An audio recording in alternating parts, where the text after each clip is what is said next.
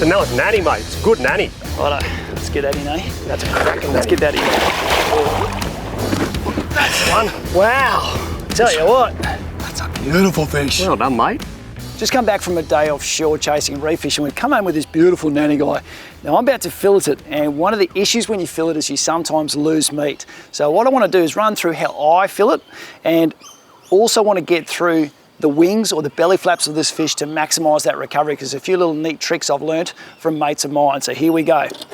So what I'm going to do first is use the big knife to scour both sides of the fillet. So I want to cut around through the tail, and I basically want to make the line of my fillet right up to the head, coming in behind the frame, behind the head of the fish, behind that pectoral fin.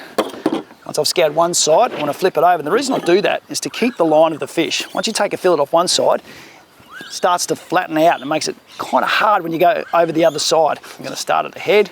I use this big knife because it's got weight. Basically helps me make those scouring cuts. Like so. Just keep running down along, basically where the fins join the body, all the way down through to the tail, make that cut.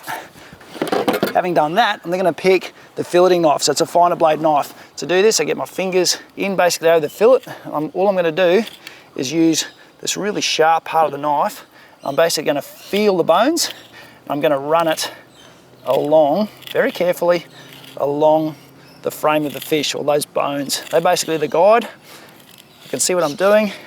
It's just a running process, and the pressure that you put on your fingers basically starts pulling the fish away from the bones. You'll actually feel it come, and as you go you can see how you're going in terms of are you leaving any meat behind, and adjusting your cut.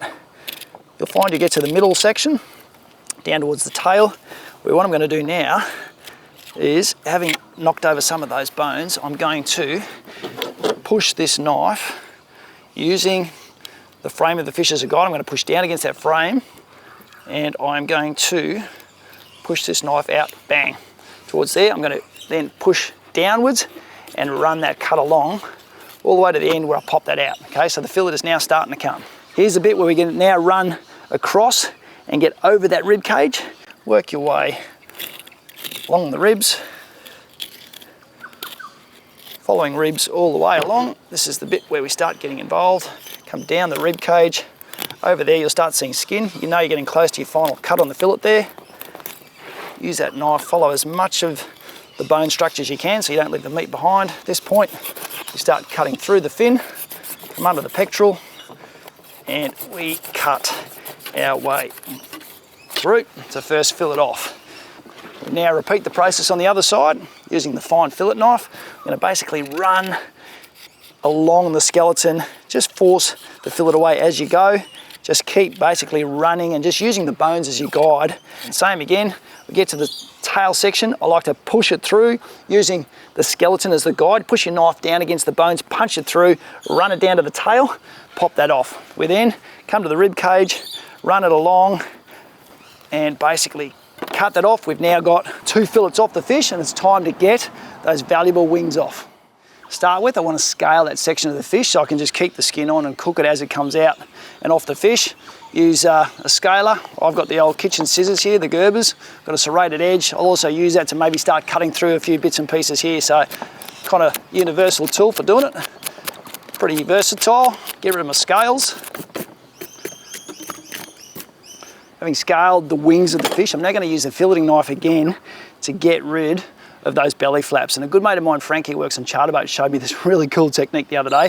I used to hack and saw the things off. He's got a really simple way for doing it. If you look on the top structure of the gills, what you find is there's almost 2 bones that come together. And what he says, you'll find that first one, you get your sharp knife underneath it, you pop it, you run up towards the top of the fish, you rotate the knife, and you simply come down the other side, run all the way down towards the bottom of the fish, and run that side of the belly flap off to the point where you're all the way there. You can basically run your knife all the way through, down towards one side, and you've actually cut all the way through to one side. Turn it over, do exactly the same thing. Remove your belly flap, follow your cut through, pop that through, get rid of the intestinal section, cut all the way through, There's one side of the belly flap gone. We just make sure we come over the other side and through there, through to there. Basically line that up, put that off, pop that, and bang, we've got a beautiful big chunk of meat which has come with that belly flap. Just by understanding the bone structure coming up underneath that first one and rotating the knife and coming around means I didn't even need the trusty scissors. So thanks Frankie, very handy tip. Makes life so much easier and much less waste.